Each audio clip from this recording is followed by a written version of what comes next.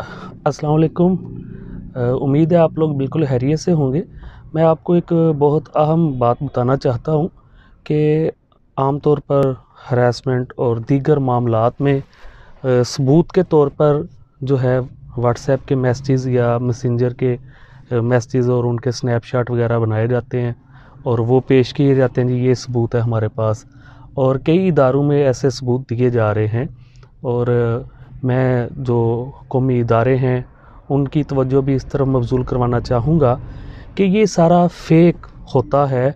और आपको मैं सॉफ्टवेयर भी बता देता हूँ।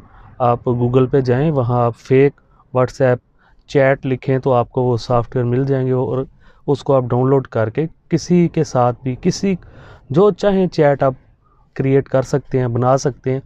तो ये इसलिए इस पर कान ना धरे जाएं। ये फ़ेक चीज़ें हैं लोगों को ब्लैकमेल करने के लिए और किसी को भी बदनाम करने के लिए, उसकी इज़्ज़त तार-तार करने के लिए बहुत आसानी के साथ बना सकता है, हर बंदा बना सकता है। इसलिए इस पर जो है तवज्जो देने की ज़रूरत नहीं है।